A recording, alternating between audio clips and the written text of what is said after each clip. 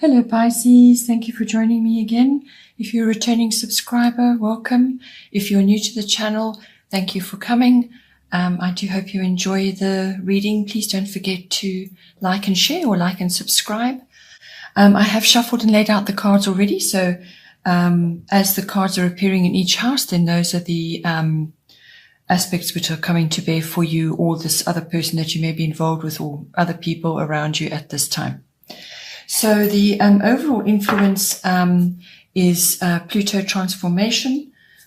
So I feel there are many elements of this card coming up in your chart this month. So I feel that you're going to be seeing a lot of this playing out in your life or around you in some way. So with Pluto transformation, basically this is an opportunity for you to transform your life at this time. So in some way, in how whatever you're busy with at the moment, there's an opportunity for transformation that is going to be presented for you, but it won't be easy. This is going to be something that you're going to have to really apply yourself to. It's going to require a great deal of self-analysis, and what was hidden, anything that was hidden in your life or is hidden in your life, could very well come to the surface now. And that is the nature of Pluto, because Pluto rules the underworld. So often something will occur, and a secret or some kind of hidden feelings, or just perhaps it's almost like a rising up of yourself, your inner self, which now needs to be to be acknowledged. So it could be that. You could also be experiencing a few power struggles around you, either within your life or you're seeing it around you. But endings and beginnings are very strong with this card. So control, power, manipulation, all of those things also come in as well. But it could just be that it's your chance now to rise up out of difficult circumstances, and there may be a few power struggles going on, or just the struggle to emerge into a different direction, or to take control of your life, or to take control of something which needs that now at this time. So in the first house, we have air element communicating. So first house is your house of communication. Your house of self. So that is everything to do with your physical body, your personality, your characteristics, what you project outwards to others, so what they see when they see you. It's everything to do with that. It's also your physical body, your vitality, and your life force. How you're making your way in the world every day. So what you're presenting, what you're expressing at this time. So with air element communicating, that's exactly what it is. It's, you're going to come across as being communicative or wanting to communicate in some way. You could also be, just be more expressive than you have been previously. So it's also about, because it's an air element, this is a mental sign, a mental element. So this is all about communication, all forms of communication, but it can also be thinking things through. So actually weighing up, turning things over in your mind until you've decided what it is that needs to be done. So, but it also is about putting what you want into words. So this is very important. The documents, contracts, all written things are indicated with this card. So you may need to push something forward in a written form to make it happen. It's a form of manifestation, which is very much what this card is about. So this card is all about manifestation. So what you want to manifest. You don't want to manifest negative things. You don't want to be projecting that. You don't want to be aiming for that. You want to be aiming for positive things that are going to come back to you exactly how you want them. So how you think, how you talk to yourself, how you talk to others, what you express in any way, and it can be body language or verbal or written in any form, must be positive at this time to bring you what you need. So it's a form of magic, this. So it could also be that you are possibly overthinking something, or you are emotionally detached at this time. So just think about that. But it may, the emotionally detached sensation may be necessary at this time so that you can see clearly. And I feel with certain things that are going on in your chart, this may be very, that may just be how it's unfolding for you. So you want to see things clearly. And this will help you with that. It's clear thinking. It really does open the mind. Also, this is about quick thinking. So you may come across as that, or you may need to harness that into your life at this time. It's about being ingenious. You could also be possibly embarking on a new path of some kind, or you may want to do that. And it's all about that. It's the formulation of that, what you want to manifest for yourself.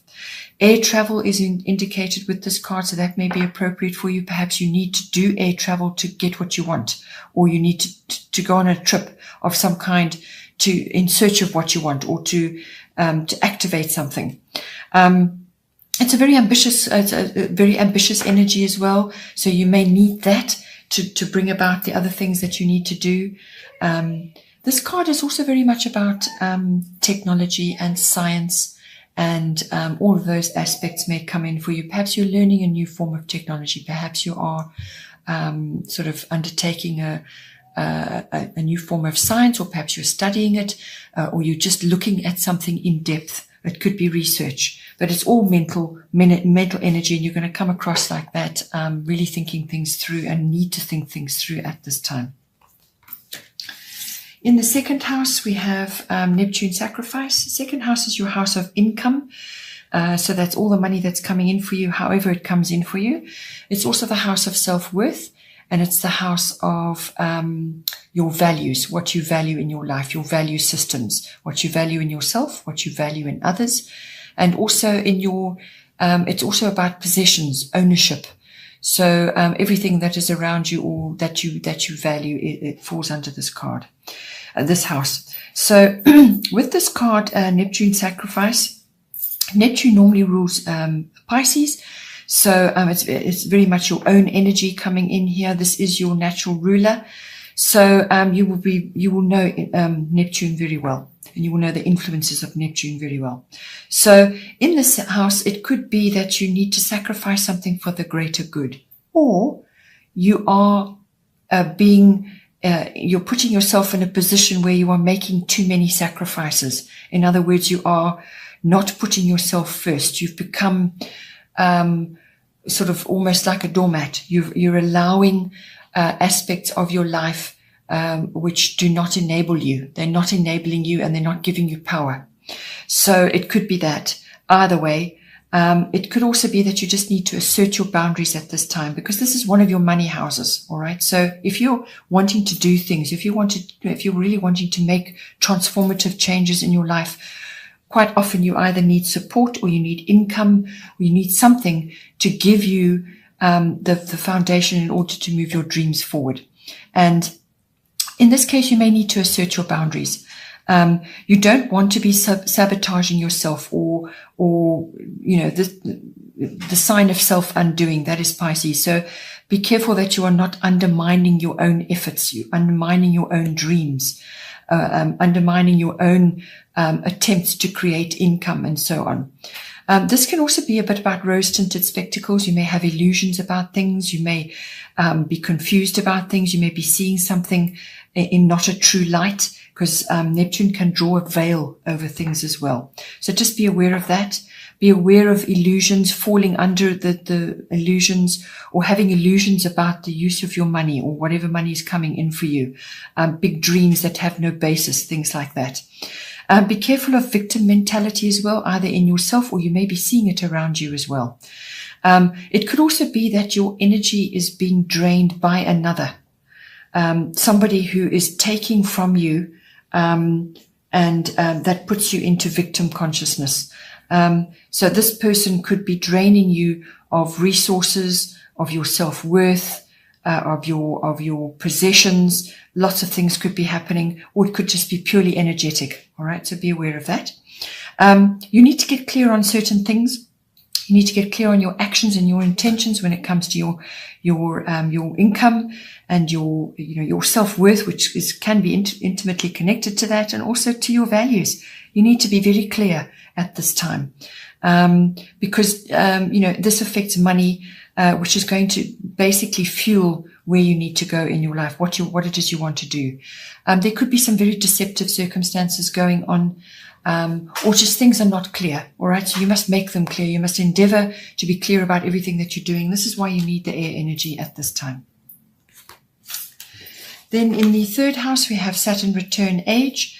So this Saturn goes around all of us once every 29 years, more or less. So normally at the age of 29, you feel the effects of the Saturn return, and then it comes back again in your late 50s. So with this is just an energy coming in for you in your third house, but it's implying a return, which is always about hindsight. It's always about looking back. And in this case, it's the wisdom of the age. It could also be physically feeling older or feeling more mature. So it can be that. But usually with Saturn, there are some truths that have to be faced. And because this is your house of communication, third house is all forms of communication. That's written, verbal, body language. It's also the house of contracts and documents. It's also the house of short trips. So with Saturn return age, this is a wisdom card, but it's also a facing truths card. So it's a face it card. Hard truths being communicated, so that's either you're communicating or you are receiving communication which has the hard truths element to it. It could also be regrets, all right? So what should have been expressed or what should have been done, it's got that energy about it. So you really are having a long, hard look about how you're expressing yourself. It's linked to documents and contracts of all kinds, but it's normally about expression. Or how you're expressing yourself. Now, this can be to people in your environment, obviously, anybody. It can also be sort of a wider audience or a larger audience if that is appropriate for you. But it can also be to specific people, which is general family members, aunts, uncles, cousins, siblings. And it can also be to neighbors, if that may be appropriate for you. So, but this is normally communication-based, expression-based, and this is going to be hard, that's coming in for you. So either you are expressing some hard truths to whoever, or you're going to be receiving it in some way. So it could also be that you're looking back with hindsight now, and you're gaining wisdom and understanding about what has gone down in the past. You can look at the past, you can draw knowledge and wisdom from that, and move yourself forward based on that. But you can't live in the past. So make sure that you don't wallow there. So this is a card of correction. It's also a card of release and redirect your energies, or release and redirect what you are saying or what you're trying to achieve in the communication house. So, but it's got an element of correction about it. So what has been going on in the past, if you've been unhappy and it hasn't worked, it hasn't stood the test of time, or you feel like you've lost opportunities or like you're running out of time, now is your time to correct, release, and redirect. So when you do that, when you realize what has gone down and now you can redirect yourself, that is your authentic self coming out. When you start to do things for yourself, so you take back your power. You are responsible for your own goals. We all are. So if you have given your power away to another, it's time to take it back now and redirect it into what it is you want to do. It may feel like it's too late, but it's never too late. Okay, so there's some form of expression going on here. It's going to be hard, and you will have to really apply yourself to maybe on an ongoing basis to actually free yourself from something so that you can now move yourself forward through a bit of hard work, but you can move yourself forward because once you've got through that and you start laying firm foundations, you start having potential for achievement, and that's going to be important for you right now. In your fourth house, you have void, of course, moon missing. So fourth house is the house of your home and your family. So this is your home. It's your physical home, but it can also be your atmosphere in the home and the people in your home. It's also your relationship to your ancestry, your ethnic identity, your family, your roots, your foundation, where it is you've come from. So with void, of course, moon missing, things are not what they seem with this card. The moon when it's changing signs, goes through a quiet period where it's dark and it's kind of a shadow period. So what it's saying to you that in this house, perhaps it may not be the whole month. It may just be a period during the month, perhaps a week, something like that. And it's saying to you, take no action at this time on the things you really want to launch or do or initiate.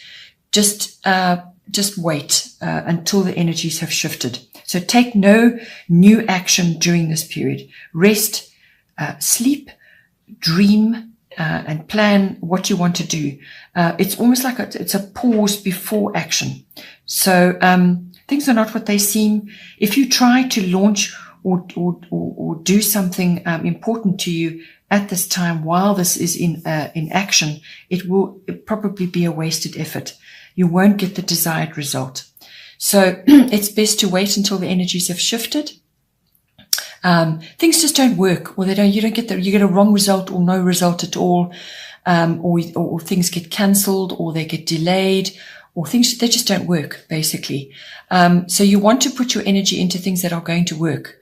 And you need to surf the energies and wait until the period has passed, that sort of shadow period. It's a very good time to formulate in your mind what it is you want to do, to go over your plans and your dreams, and then wait for the next wave to come. Then in the 5th house, we have Libra balance. 5th house is the house of children, your children, or other children you are associated with.